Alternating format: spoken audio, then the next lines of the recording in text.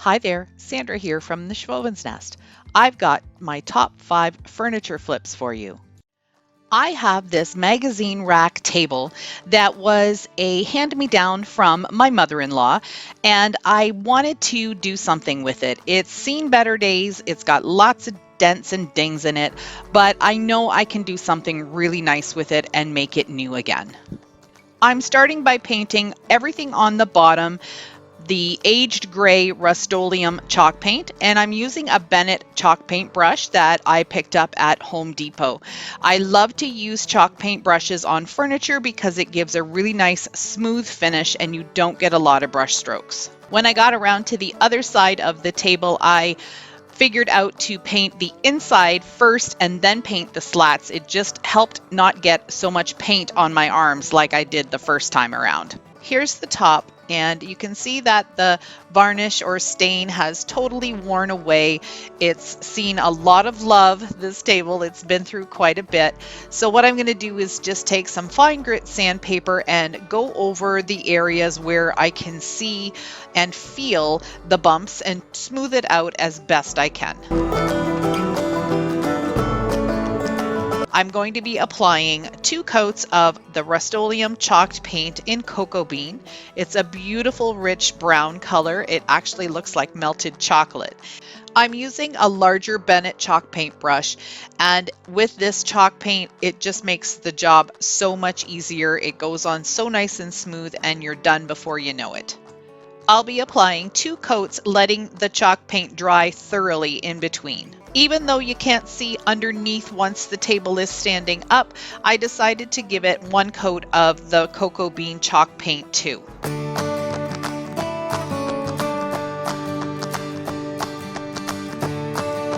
To protect the top, I'm going to put 2 coats of this matte clear protective top coat from Rust-Oleum. I'm using a soft brush to apply it, and I'm putting it on very thinly. I'm going to give it 2 thin coats, and I want to make sure that I don't go over the top coat too many times with my brush, because that will activate the color underneath and it will start pulling off onto your brush.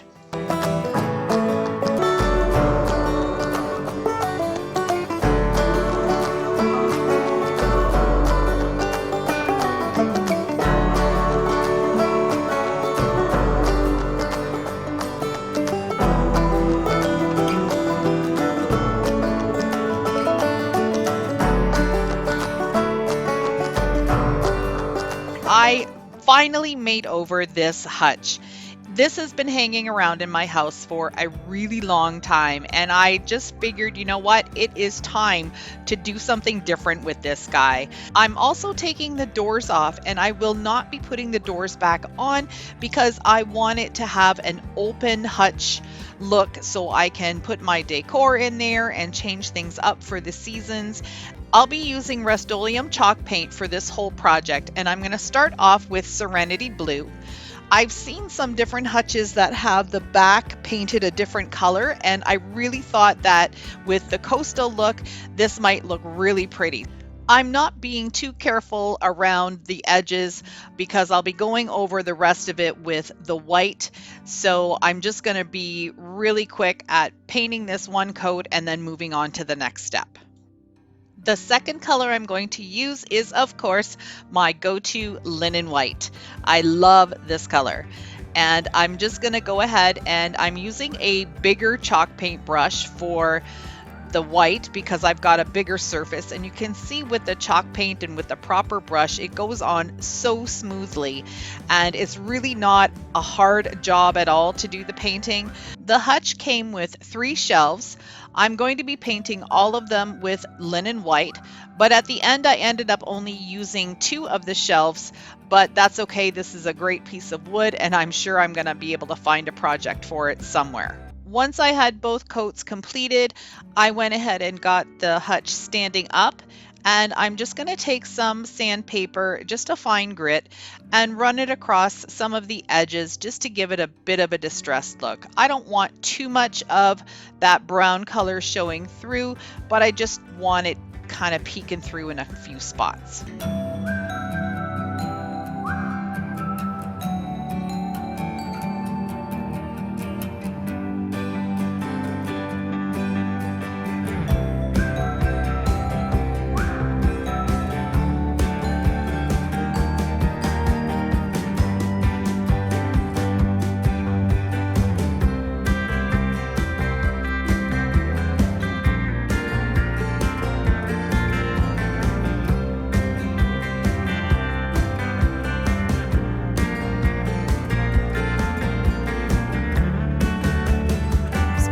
I'm going to be using Rust-Oleum chalked chiffon cream paint for the apron of the table and for all 4 legs.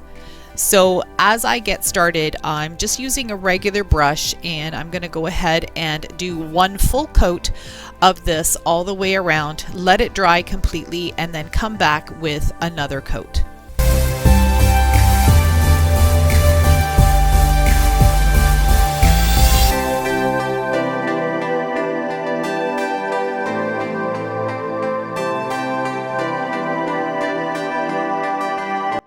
Okay, here is 1 coat of the chiffon cream chalk paint on the table legs and on the apron.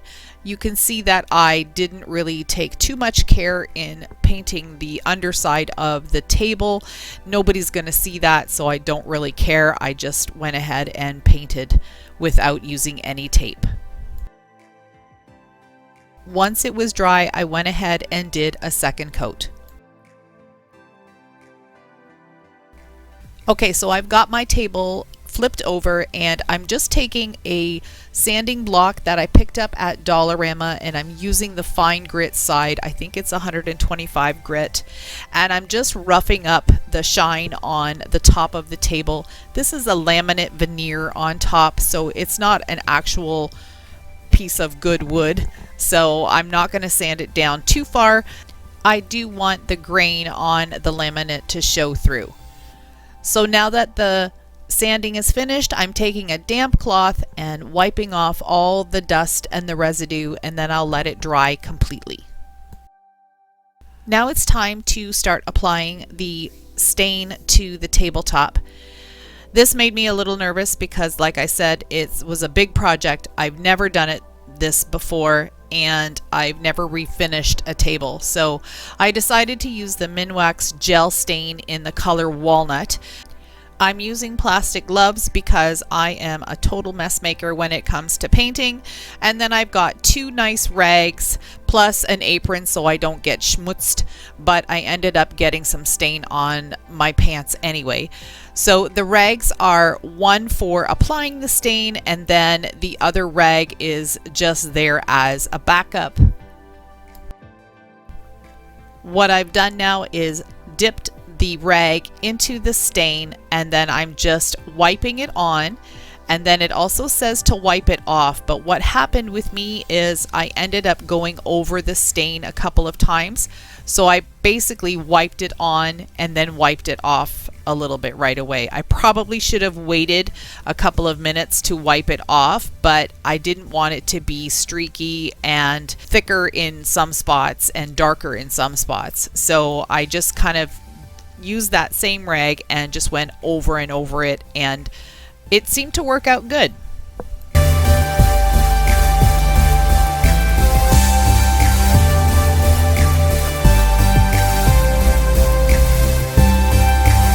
First coat done, time for the 2nd coat.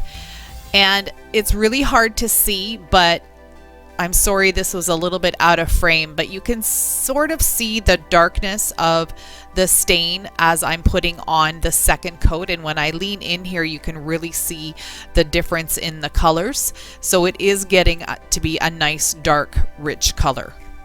I waited about an hour in between coats just so it wasn't too tacky and that I wouldn't rub off the existing stain by putting new stuff on.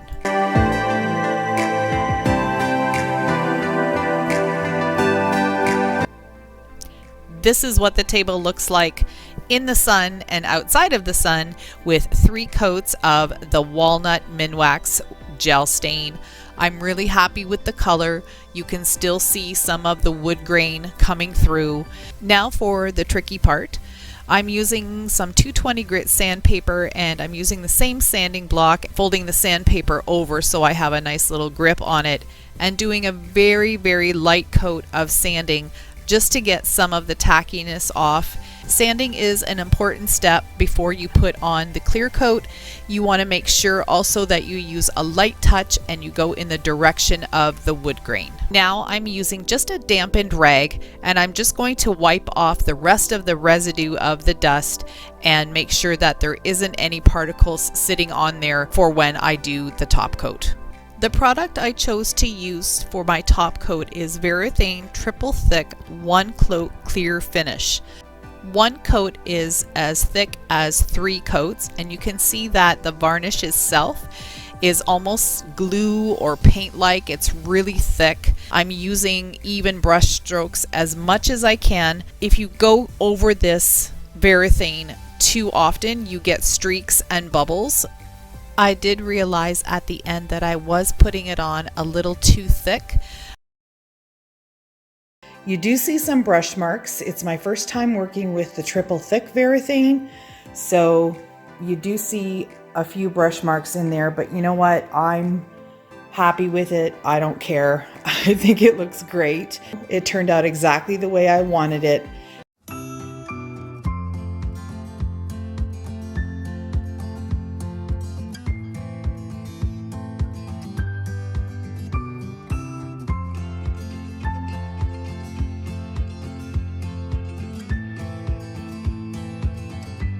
For my project, I picked up a little console table and a matching mirror a while back. It's been in my garage, and I'm going to start by painting the bottom part and the legs with Rust-Oleum Linen White chalk paint. It's going to need 2 coats, so I'm going to go ahead and do that, and then I'll move on to the top. The 2 coats of white paint are now dry, so I'm going to go ahead and use the charcoal color of Rust-Oleum chalk paint and paint the bottom part. When you're painting little pieces like this and you don't want to use tape, I was a little lazy. I didn't want to bother putting some painter's tape on, but what I'm doing is just allowing the brush to do the work for me. So I'm loading my brush and then pushing down on it quite firmly so it spreads out, and that gives me more control and I get a cleaner line. This piece is something that had already been repurposed. So someone had left the bottom and the top brown, had painted the trim on it sort of a burgundy color, and then had added some flowers to the top of it. So that's why you can see some sanding marks. I had to actually take my sander and sand some of that off because the flowers that they painted on were quite bumpy. The paint itself had quite a few layers, so it was raised up, and I wanted it to be nice and smooth for the technique that I'm using. My idea for the top of this console table is to use a couple of different shades of gray chalk paint. So the first one was aged gray, the second one was country gray, and I'm using my dry brush technique to give it a weathered wood look. There's a couple of things to remember when doing a dry brush technique. The first is you're always going to want to go in the direction of the wood grain. The second is your brush needs to be totally dry. So even if it's a little bit damp, you're not going to want to use it. You're going to want something that's completely dry, and you're also going to want a brush that is really rough. So the cheaper the better. These brushes I use are from a dollar store. You can also use a little chip brush. The idea is to use a small amount of paint on the end of your paintbrush and then tap it off. So you're tapping off any excess. That's why I'm holding this plastic bowl in my hand. There's always a little bit of excess paint left in the bowl, but if I need more, then I just gently dip my paintbrush into the original paint can and then tap off again on the bowl. So using my sanding block, I'm going to just sand until I have a smooth finish on it and all of the bumps of the layered paint are gone.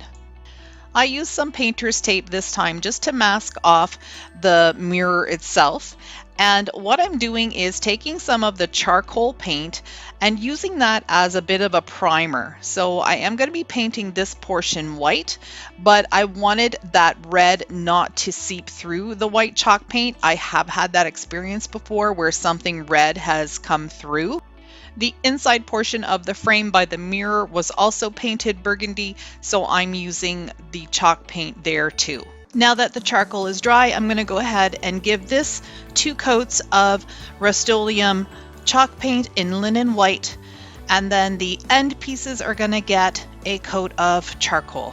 The last step for the table and the gray portion of the mirror is to give it a sealer.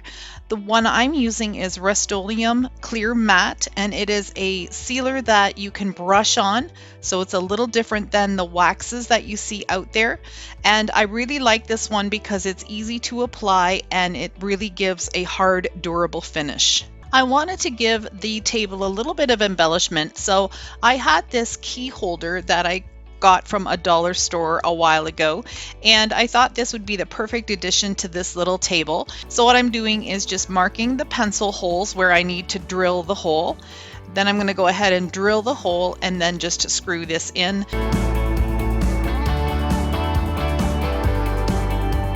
When I took a look at the back of this frame, I wasn't too impressed of what was on the actual mirror. So it looks like someone had glued a newspaper on there for some reason. And the other thing I noticed was that the mirror wasn't sitting in very tightly. So I just took some of these little upholstery tack nails and hammered them into the wood to give the mirror some extra security. Looking back, instead of taping the mirror, I could have just removed it, and that would have saved me a little bit of headache from where the paint had seeped in between the tape and the frame. So note to self, next time if a mirror can come out, take it out first before you paint. Since I'm going to try and sell this set, I wanted to make the back look a little bit nicer, so I'm just taking some craft paper, cutting it to size, and gluing it down just so it will cover up the newspaper print.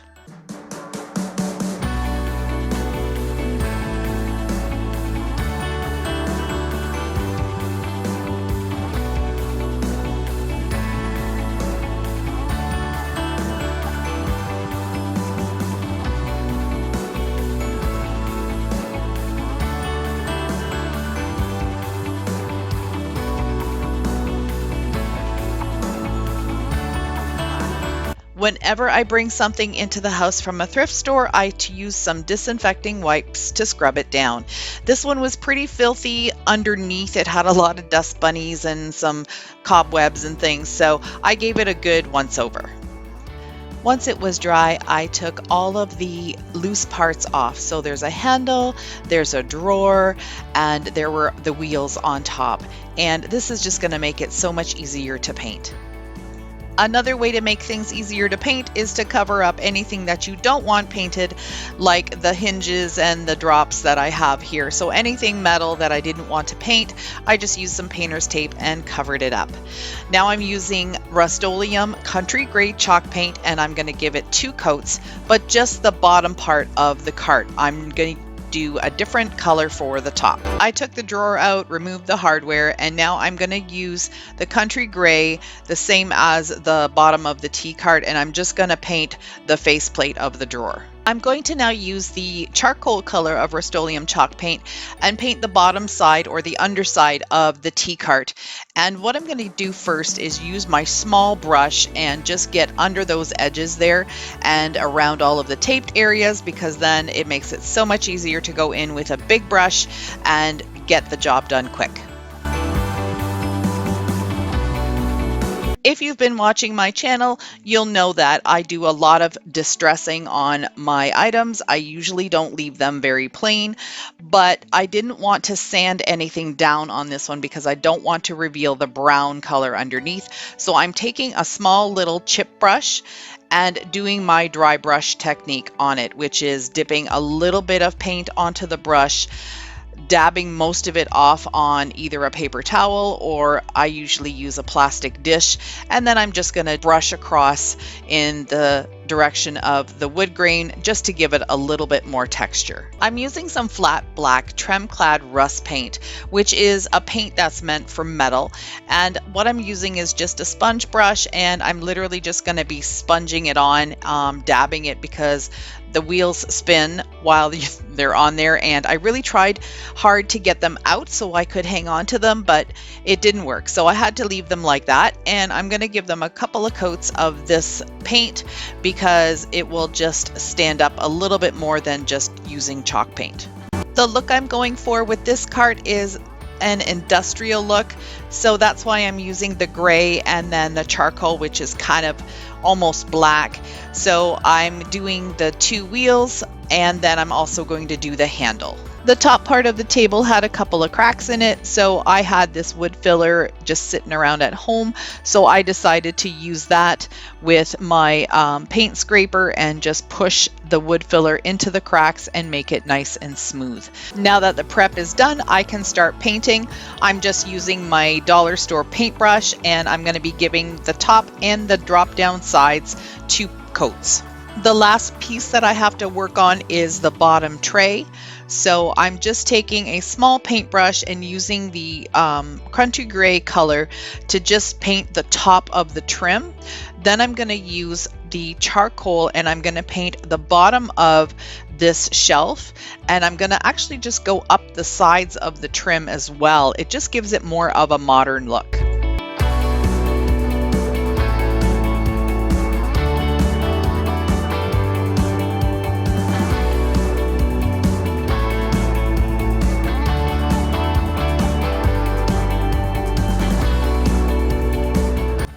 I hope you enjoyed my top 5 furniture flips. If you did, I'd love for you to stick around a while. Hit that subscribe button. Those 2 black arrows will show you exactly where to click. Thanks for watching.